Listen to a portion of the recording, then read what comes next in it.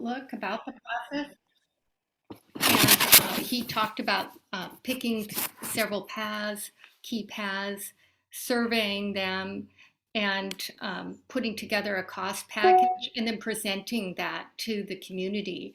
Does it involve any work, or it's really just foundational steps that would be taken?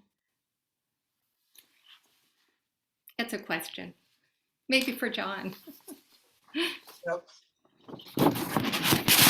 Perhaps, I don't want to put you on the spot, Jocelyn or Jerry. Perhaps Public Works has an idea on this? Yes, we kind of do. And I think part of it is, I think what Sarah touched on, and it's basically what Supervisor Joya touched on, is we get the preliminary, let's discuss the preliminary list and then prioritize those lists and then have a discussion and consensus of what those lists is. And then we can go and figure out if those are a green light or it's okay. Then the work, it comes back to Public Works and our consultant and our surveying and trying to figure out what does that improvements really mean and defining what that means on the types of improvements, and then trying to really think through this ADA requirements and then putting some preliminary costs to it, because then that would dive into the financing. What does that really mean? And because I think, right, Lisa mentioned it, people want to know what this project entails. What does that mean? And we won't know that unless we prioritize and then focus on those priorities and then figure out, okay, what is it? What types of improvements will entail? Put some preliminary dollar costs, figure out what the right of way is. And those all take some time. Okay, I want to make sure, let's open some space for Jason. Jason, do you want to comment on this topic or others? Sure. It's similar to what Jocelyn had said. What we think it will be good is to get some initial indication on these priority that Ronnie has on the screen. And once we, assuming we don't get any opposition, I know we're not going to get endorsement, but at least no opposition, then we can go ahead and do cost estimate on the path. Doing it too early, might end up studying more path. We're very cost conscious for the county, so we just don't want to end up studying a path that won't lead anywhere. We don't want to end up spending the money for that. But and same with right of way, pulling title report costs money, and doing boundary survey also costs money as well. So the idea is to start with a list, and it's kind of narrow it down and focus to a list that is hopefully more manageable and try to do it in a cost-effective way. And then once we have that, we can present back. I think the subcommittee did a great job of providing notes for us, telling us what kind of improvement they would like to see. So I think those are quite helpful when we get to the cost estimate stage. But I think for now, perhaps it's deciding which path we want to start kind of focus on, and then outreach to the residents. Okay, thank you, Jason. So I want to apologize to everybody here. We've kind of backed into our agenda in the hopes of trying to keep it fresh for Supervisor Joya, but he may be delayed further. So maybe we should go back to Rodney. I mean, I understand that the goal of today's meeting is probably to really kind of solidify these top three. And I know Rodney has put together and others have put together this metric that shows, and we see how that shakes out. Maybe I should go back to you, Rodney, and you get, unless you already have, you give a little presentation about what it is you found and what the committee recommends for us to consider moving forward. Sure. So I guess I will pull this thing back up again. So what we did, we wanted to, like I said, we wanted to identify the top 5 paths so that we could go and contact adjacent neighbors and get their input on, are they for it? Are they against it? Are they just curious? Like what what are their questions, that kind of thing. And then we didn't want, we got 10 paths, but we wanted to really go after the ones that were most likely to be the ones we move forward with. So that's why we wanted to come up with this list. And we looked at the level of use, and it was really just a group of us, not every single one of us, but basically rating on a scale of 1 to 3, with 3 being the highest level of use and 1 being the least amount of use for each of the paths. And that's where this number comes from. So I think 18 might actually represent everybody saying that Ardmore is among the highest level of use. So that would be like 6 times 3. And then some of these other ones, a lot of us thought they were 3s, some of us thought they were 2s, but they're clearly getting a lot of use. Then I think it was going to be Lisa talk about, we can go into, or is it Denise? Go into detail, we came up with these numbers for condition, but I think it's worth kind of stepping into some of the ideas we had, and we wanted to get input from the full committee as to whether you agreed with that way of assessing condition. So Denise, why don't you tell us a little more about that?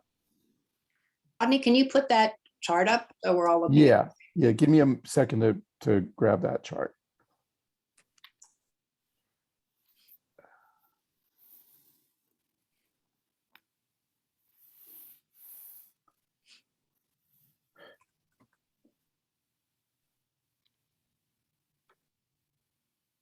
Basket, okay. And share that. There we go. And I hope this may be a little small. I can make it bigger. Is that, what do you guys think? Is that a good size? That looks good, yeah. Or to me. Thanks, Rodney. So Lisa and Sarah and I got together and we all walked the paths independently, took pictures, and we met one day and we came up with the 4 different ratings for the paths. First one was access. How easy is it to access this path, find this path? Second was usable width of the path. Does the path get narrow, awkward, or is it, clearly well-defined? Encroachment, was there anything that was blocking the path in any way? For example, on one path, there is a fence that leans significantly. On another one, there's vegetation overgrowth. We rated those. And then the repairability. So of course, Jason, you talk about the expense, but we looked at it as how easy would it be to repair? So, we might have some differing ideas about when we rank repairability. But anyway, we looked at all the paths and found that, for example, the Ardmore path is very accessible. It's easy to find. It's clear that it's there. Usability of the path, it's the widest path we have. So of course it got high rankings. Encroachment, it really didn't have any encroachments. Nothing was blocking the path. You could walk, very easily up and down both sides of the esplanade and not get run into anything. And then the repairability, we ranked it based on the lower had very little flat concrete work that needed to be done, and the upper Ardmore, because there is so much concrete and retaining wall repair, we gave it a 2.5. Thank you, Rodney. So that's where we came up with the ranking for the Ardmore path. Then we went on to the Beloit path, which I think here it's very interesting because it's a completely different type of path. And Jason, as you had mentioned, concrete versus railroad ties, but Beloit is a lot more railroad tie dirt, put into railroad ties sort of a path.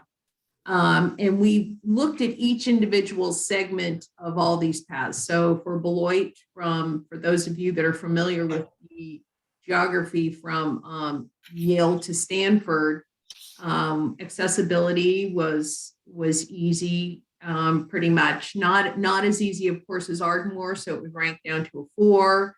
Usability and width of the path was a 4. Encroachment, there really wasn't anything except for some hedges that we mentioned in our notes. And repairability, we gave it a 3.5.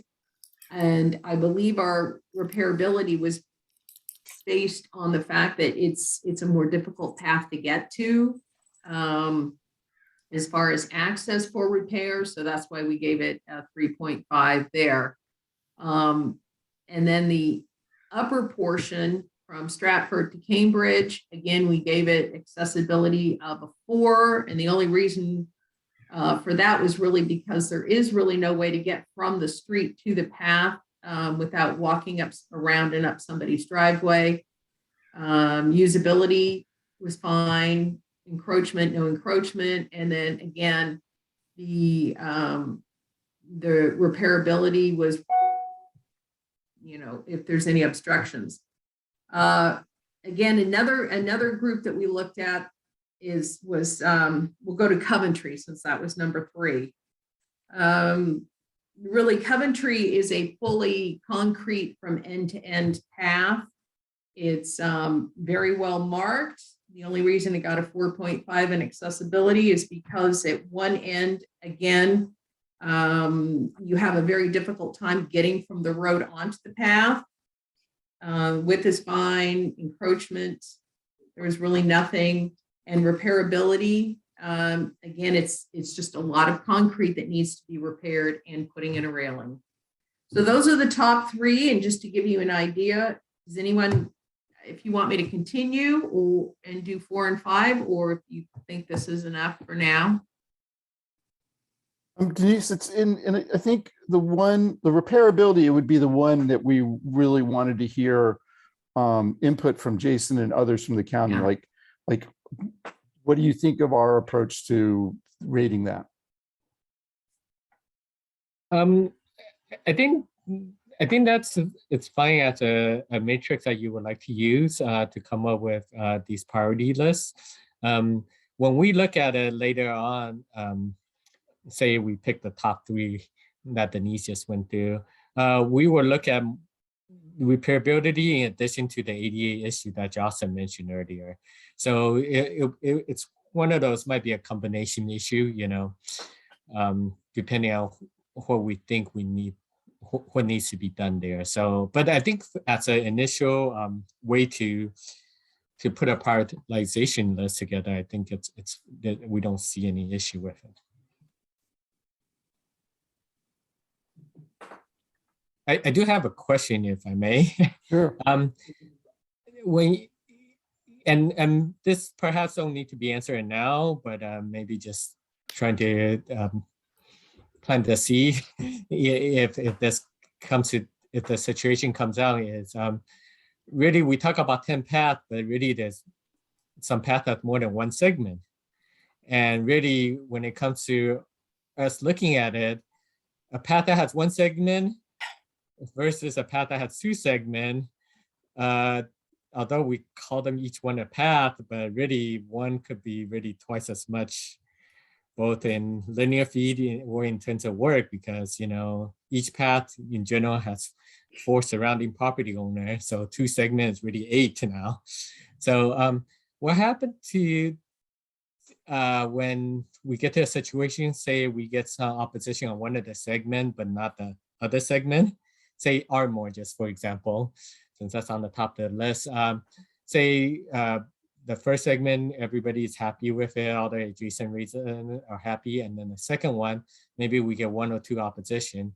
Would the committee still like to move forward with the segment that doesn't have opposition, and then skip the other one, or would that change how you view it? So, I mean, one nice thing about what you have done is you essentially could look at it, each segment as its own. So anyways, perhaps we don't have to answer that now until we find out what the property owners. Well, we had some debate about that, Jason.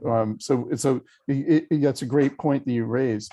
What we ended up doing just for the purpose of this exercise was for paths like Ardmore to average the two for how we rated conditions. Mhm. And then we aren't sure, like when the rubber hits the road, like we were thinking like Beloit, it seems like one section might be much more expensive to do than another. And and others from the county say, oh, well, we aren't going to really be able to do the whole thing, but we could do it, part of it. On the other hand, maybe there's like politically, when to do half of a path, maybe we decide, well, that's just not a very good thing to tell the community that we publicly acquired half of a path. And it kind of calls into question, well, what is the status of the other half?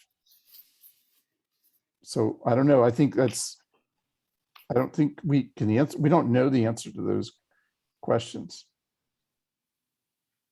Okay, well, in that case, like I said, I don't think we need to answer it right now. Just something to keep in mind. If we are faced with that situation, then we can, discuss it at that point. And, kind of like what you said, one segment may be more expensive to repair. So if we do it step by step, then we can kind of see, do we really want to tackle the full path, both segment, or just one out of the two, because it throws a cost, out of whack significantly. So there's some things that we really don't know. But what we do know is we have a set of paths that we could start working on, and we could solicit the opinions of the adjacent neighbors, and that would be really valuable information. And that's, I think our subcommittee is really prepared to start doing that. And we kind of want the blessing of this group, but we are ready to roll up our sleeves and start making those contacts. And I just want to add that from our discussion that we've had, I think there's pretty much consensus that we would like to keep these together as a group to the greatest extent possible. And that would be certainly our first choice, to keep the segments together as one path, so that we actually can show the full value of making the improvements. So until we, as Rodney says, until we talk to the neighbors, we're not gonna, and get the costing, I guess also, we're not gonna be able to make that final determination, in conjunction with the county. But our goal right now would be to have the full segment of the entire path, all the pieces. Yeah, I think it's great. I think that's, you guys have prioritized it, and I think that's what we should start off going down that take that approach, and then just reevaluate each time at each stage. If we get new information, that forces us to reconsider the prioritization. But otherwise, I think, what you have, it's great. Well, thanks, Jason. I think I just wanted to say the subcommittee has been very conscientious, and we didn't just we really, as you can see from these materials, a lot of thought went into it, a lot of discussion.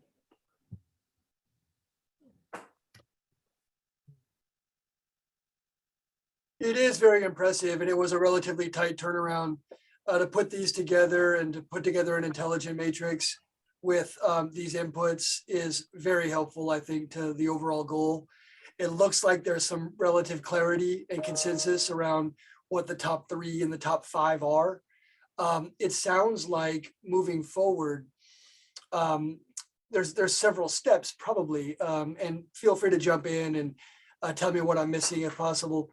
But you have to discuss as a subcommittee the outreach process and the outreach materials, right? The game plan, and working with the adjacent property owners and broaching the idea with them. That first impression is important. And then it looks like what we need is cost estimates for how much it would be, for path A, path B, path C, because we need 2 key pieces of information about each path before we know whether it's worth it to go forward with it. We have this information, which is really great. the two missing pieces are how much does path X cost? And is there any opposition to path Y? And those things can only be discovered after some outreach work, right? Yeah, yeah. We've already talked, we already have people who volunteered to be involved in that. We already have, oh, does anybody want to jump in and say anything about? Yeah, I could speak a little bit to the adjacent neighbor engagement project. And so what I wanted to talk about was, first of all, the materials that we created, the process that we're going to use, and just some immediate next steps. So first of all, we created a letter that we want to give to neighbors. And this letter really talks about Supervisor John Joya's initiative. And it lays out that we're looking to work on 3 paths where where the neighbors do support the process. We give a little bit about the history of the paths, how they're really in legal limbo, and the problems this has created because there's no ownership, and that we want to rectify this. And we see a lot of value to public ownership in that we can undertake maintenance, improvement, and really maintain the paths in perpetuity for their main source of pleasure to the community, which is recreation, a healthy lifestyle. So we created the materials to be very friendly, open, and then we created a very short survey. So first of all, I want to ask, does anyone have any comments for us on the letter? Any edits, corrections, changes? Yeah, we're happy to hear your input. While we're waiting for input on that, Supervisor Joya did read the letter, and I did too. It was really well done, and we just had the one input on that, and yeah, that letter looks quite good from where we're sitting. Okay, great. Anyone else? And I am here listening in. So yeah, far, yeah. so good. I've been Okay. listening. Wonderful. I do have a suggestion. I know near the bottom, you guys mentioned the liability. I don't know if you, sometimes I know that's a big benefit for the budding adjacent homeowner. But if you don't move forward with it, sometimes that might, I don't know. I don't know if you accidentally scare them into all of a sudden they have an opposite reaction of, oh, maybe I should close this off, So I just thought I would raise that. Let me see. What says here, reduce liability for accident. We're telling them it's reduced liability. Right. If right, is this appropriate to say? We can say rather than the most, we can say a critical advantage, perhaps a critical advantage to the abutting homeowner is reduced liability for accidents. Because I think what Jason is implying is that by merely broaching the idea of liability, that a property owner might, seek to close it off in some way to, go from reduced to zero with the idea of liability suddenly in the specter. yeah, no, I hear you. That's an interesting point. It's an interesting point. I mean, we have put out this kind of material already in the Outlook, where we had a pretty extensive review of the conditions of the past and possible ways forward, and we did talk about liability. The reason I mention it is, in our experience in Arenda, that's one of the reasons why the path issue came up. It's because homeowner learn about, all of a sudden they're in liability, and all of a sudden they start thinking about closing it, unless the city took the path. So what I mean is, if their path, we don't move forward with their path, then they might have the opposite reaction, So that's why I mentioned it. But if you guys feel like, I mean, just a Probably risk, already, it's probably already out there. right? I It's think it it might is. be a risk. So if you guys feel it's fine, it's fine. Just thought I would mention it. It's a risk. It's a Yeah. risk, but I think it's one we need to live with. That's my personal opinion. Yeah. Okay. Okay. Okay. Thank you. Thank you, Jason. Oh, Okay, and then and did, then, so we have a single point of contact really, which is Rodney. And then in addition to the letter, then we have the survey, which is very short and simple. And the reason is because we don't really know where people are in the process and the thinking. These ideas might be very new to them. So basically what we want to gather is their contact information. We want to understand if they're the property owner or if they're the renter, because we really want to speak to the owner of the property. And then we'd like to know, this is critical, are you open to hearing more about the path? Because ideally we'd like to follow up with some kind of meeting where we can gather the neighbors on a particular path and then talk about the process in more detail and answer their questions. So we really want to know what is the best way to get more information to them, and we want to know if they have any immediate questions. So any comments on the survey? Very short and simple.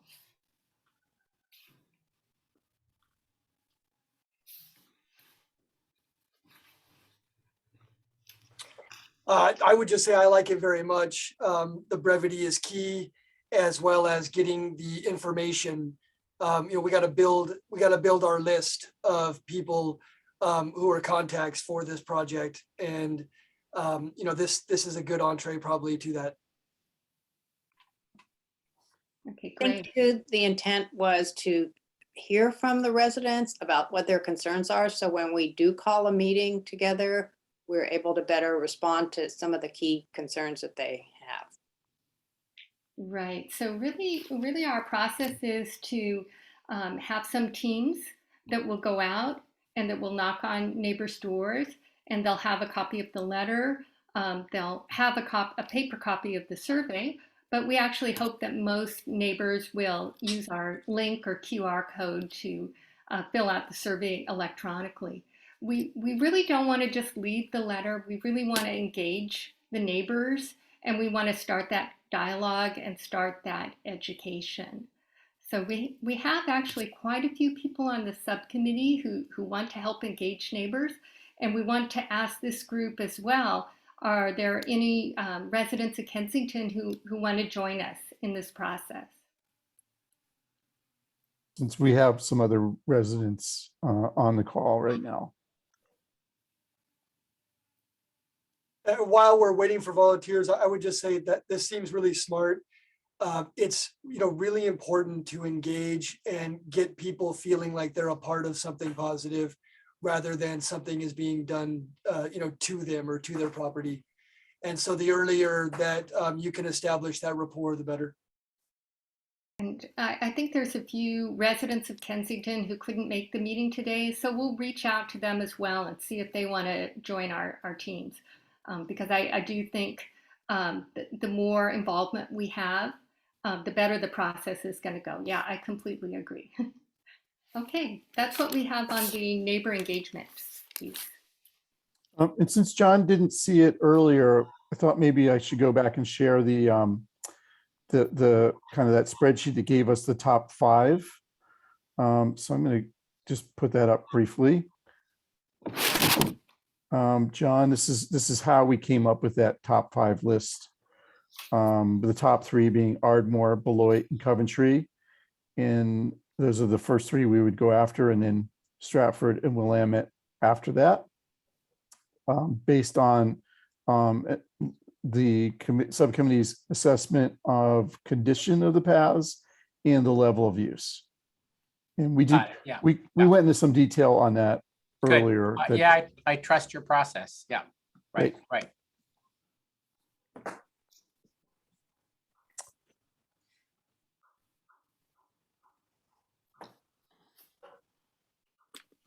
So what is next? Yeah, I mean, I did want to ask the county if they could provide the owner information if we knock on a door and it's actually a renter. And maybe just for all the paths, the top ones that we're working on, it would be great to know the actual owners as we go to knock on the doors.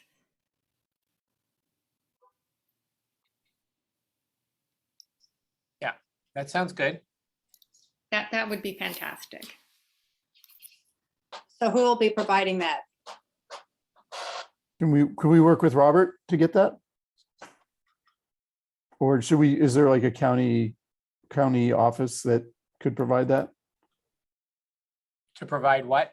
The list of the neighbors, the property owners. Yeah, I think we can do that. Public Works, get the list of neighbors. I mean, they have a list of property owners. I think, not the tenants. So you get a list of the property owners. In some cases, it may not be the same as the tenant. I think we can, now that we have the top list, and Ronnie, if you don't mind sending out that list, I don't think we have the combined spreadsheet. We have the condition and usability, but if you can send that, I can go in and pull out the APM number of those top 3 paths. Okay, And then I can outreach to the county folks. And normally they have the information in both, the physical address and notification. And usually if the notification address and the physical address is the same, then it's probably homeowner. And if it's different, then most likely it's a renter. So we can get both of those. Mhm. Okay. Yeah. great. We might not thanks. have phone number or email, but at least we can get the address, those addresses. Thanks, Jason.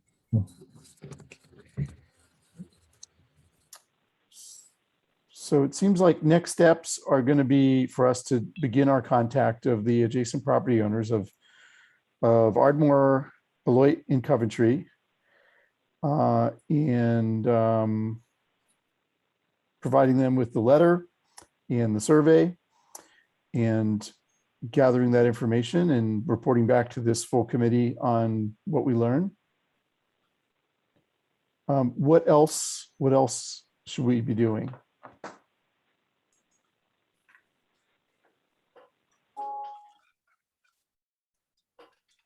Well, we certainly want to discuss the next meeting, I suppose, but there may be something before that. Yeah, it looks, I mean, I think the subcommittee hasn't talked about timing of this, but obviously we want to jump in and start doing it ASAP. And but it's going to take a little time. So I would think like a month out, we could probably be meeting. Just, I see some nodding. So I think we'd be comfortable with that kind of timeline. So sometime, I guess like mid-June, we'd be meeting. Okay, shall we set the meeting now? I think that's a great idea. Let's set it Okay. now. Oh, Let me get some options here. Eh. John, are you able to consult your calendar? I'm looking at it now. Thank you. I have to tell you, I've got jury duty from the June 14th to, I don't know, however long my jury duty lasts. Let me ask this. Is early to mid-July permissible, or is it really important for us to be there earlier? I think that we may be traveling, but that doesn't matter. We'll make sure we're in a place where we can connect. That's the great thing about being able to do all this on Zoom. In fact, I would just say that like this whole process that we're doing, the fact that we're able to meet in this way is really helpful. So yeah, I think early July is a great idea. Does anybody disagree in the group? Well, I have a question. Go ahead, Mark. and That is, what is our primary objective of the next meeting? If we have one. I think we're going to be talking about the feedback we get from the adjacent property owners. Setting the meeting will kind of give us a deadline to get that as complete as possible. We'll see if people have been identified who we think could be standing in the way of progress, let's say. Or do we now feel like we have 3 paths that we can really move forward with and have Public Works begin assessing the cost of improving the path and stuff like that? Does Given, anyone- so I'm sorry, it sounds like Wednesday afternoon worked this time. I am looking, John, Wednesday afternoon, July 6th, looks like it may be a possibility. Yeah, I guess so. Do Right. you have other ideas? That works. Okay, What how time? about everybody, let's take the poll. Does anyone have a problem with the afternoon of July 6th? Wow. I'll be on vacation, but I can probably join in. That's good of you, Lisa. Thank you. I'm surprised that there are no hard objections to a date. we're likely to be traveling, but we feel like we can still connect while we're traveling. Yes. Go ahead, Lisa. Yeah, so July 6th, I guess, is a good date. I just want to, so we can kind of keep this moving along since we're now at a month and a half away for our next meeting. I think if the people talking to the adjacent neighbors find that people are really against any public ownership, I think it'd be good to get consensus from this group that we can move on to the next 2 paths, up to the next 2 paths, just for the purposes of talking to folks so that we aren't have to start over from scratch again in a month and a half. If that's agreeable to people, how do you feel about that? That I makes like a lot that of, idea. yeah, it makes a lot of sense to me. And I think we need to make sure that we have the addresses, the ownership for all 5 paths then, and not just the top 3. That'd be good. And we have our email group. We could all converse in the meantime. I know Rodney and Lisa have been particularly helpful in keeping us abreast. As far as getting to that point, do we envision not only passing this letter out, having the survey filled out, but also meeting with the property owners in a group? Is that going to be, do we anticipate that being accomplished before the next meeting? Excuse me. I think, yeah, we need more than just survey responses. We need contact, like real, like a real contact between people. We need to be talking to them. We need to know where they stand. And I agree. I'm just want to make sure. One other question too, we're talking about cost estimate, but it strikes me as it's going to take a little bit of work prior to getting to that. Don't you think we're going to have to survey the paths, understand what it looks like in terms of size and encroachment and all that before Public Works can even make any feasible estimate on cost? Our initial thought is once we understand the sentiment of the adjacent property owner, then the next step is, say the list is still the same top 3 that you guys envision, say we get no opposition, then we can go ahead and start on the cost estimate for those 3. And then depending on the cost estimate, then we'll bring it back to you guys to see if anything jump out at you that might change the priority. If it doesn't, then we can move on to survey and resolving right away. So it's kind of step-by-step process. And with each step, we can kind of reevaluate or confirm the group's desire. Because at any step, if the group changed mind, then our, what we study as a next step may be different. And if we do it too early, then we might do work on path or segment that we're no longer going to pursue. So end up spending money on those segments that it won't lead us to the next step. I guess it's sort of like a chicken and egg problem, right? So we're going to need a survey at some point to figure out where exactly the path goes. I guess the question is when you do that. So we have some preliminary information. So I think we can work on what we have as far as what we can access currently without going asking for the more expensive stuff, like the title reports and sending out a survey crew. I think for our preliminary work, we could work on those cost estimating, and then that could help with the whole priority list. And then when we actually know for sure which ones, then we can get the more expensive, costly items of a title report and actually get down to the nitty gritty details and hash those out. Okay, so there's like a preliminary kind of quasi survey, and then further on, then we do the expensive formal survey. Is that? Yeah, then I guess our assumption is also, even if the physical path right now is not exactly match up with what's on paper, most homeowner, if they're not using that portion of their property, if you try to maintain what you see out there physically, they might be more open to it. So the more likely work is that on paper, we have to correct it, but not physically correct the boundary of these paths. That seemed to be the cheaper way to go, instead of trying to move the path to exactly where it's shown decades ago.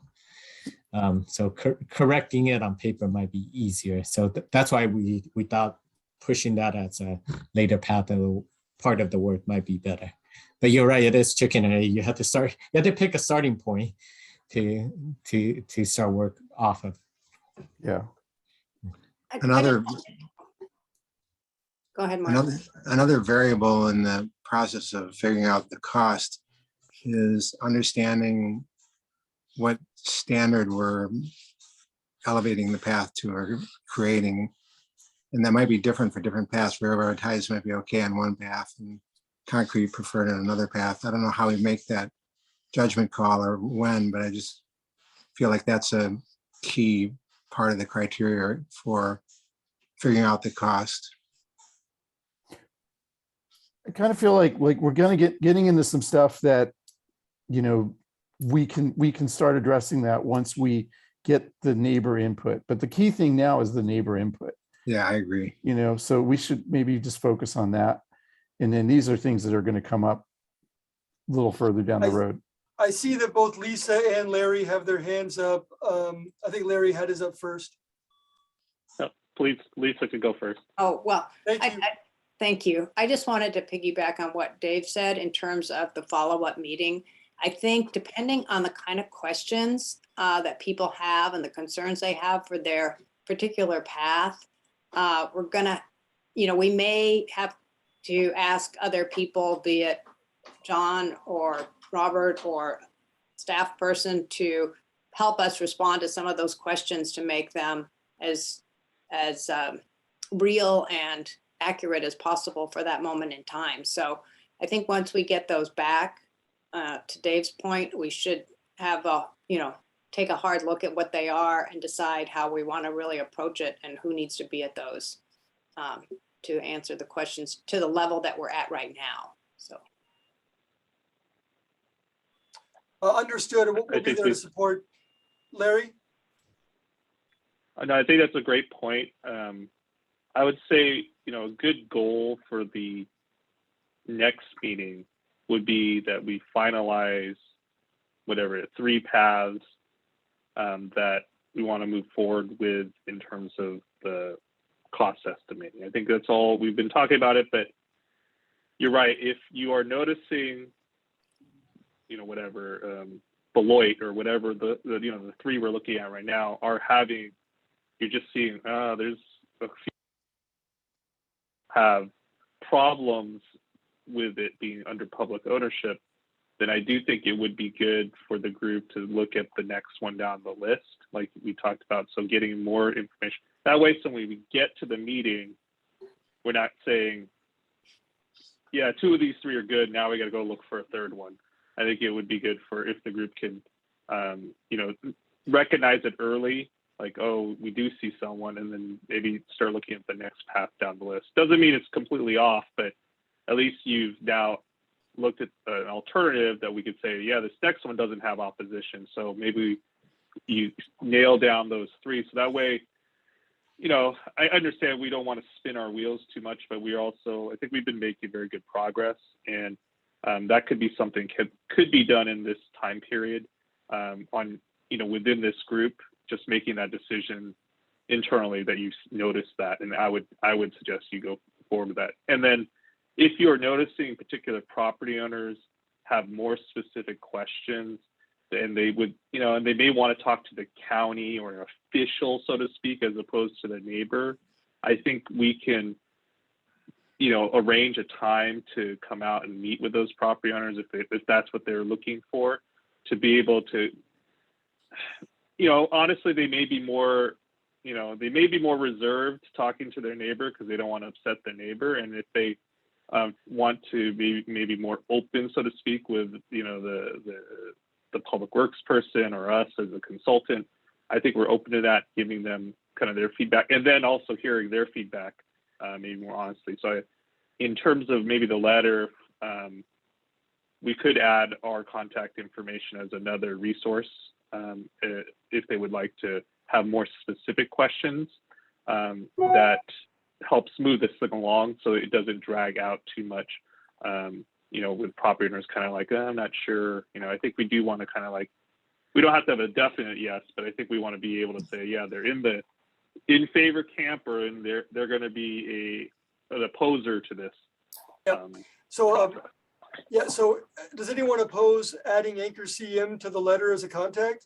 You know, I think we're just trying to have one point of contact so we can capture all the questions, and then we can, you know, move them to the appropriate person to get answers, just so that we know what's being said. But I think we want to pull in other experts. Okay.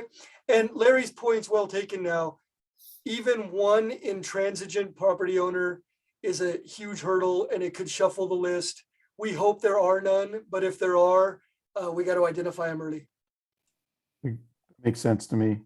I just want to add that it could also be a renter who is against this, who could be a huge hurdle as well. So I think we have to still get input from everybody, just understand what their position, you know, where they stand in the scheme of things, because opposition is opposition, and it could affect the whole project.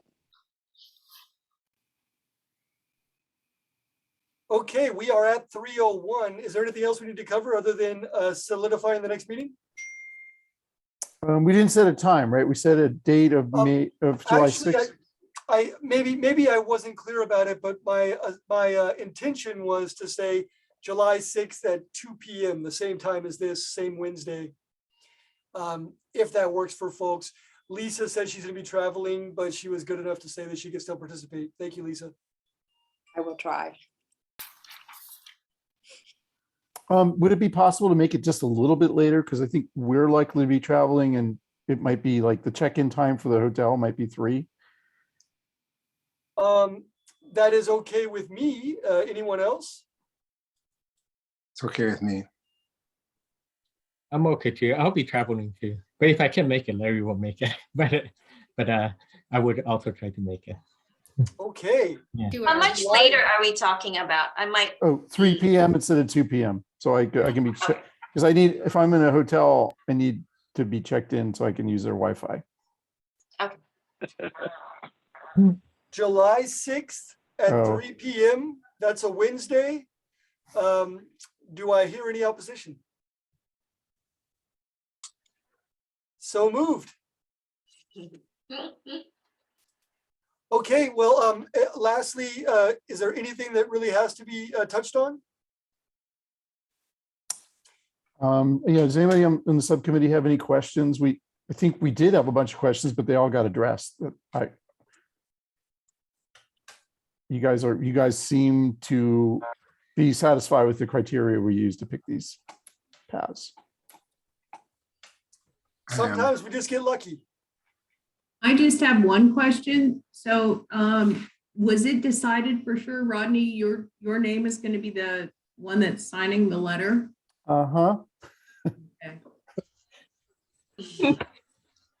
That job went directly to Rodney's broad shoulders. Thank you, Rodney. Sure, happy to do it. Okay, looks like we're set. Wednesday, July 6th, 3 p.m. reconvene. I'll send an email to our whole group with the minutes and the Zoom link. And of course, in the interim, reach out, everyone converse whereas needed. And otherwise, we'll look forward to our next meeting, and best of luck with the work that you're doing in the meantime, the Paths Committee, and let any of us know how we can support. Great. Well, thanks everybody, especially Robert, for everything you've done to bring us all together. And look forward to keeping on the right path. Thanks so much, Rodney and all. See ya. Okay, have a great afternoon. Bye-bye.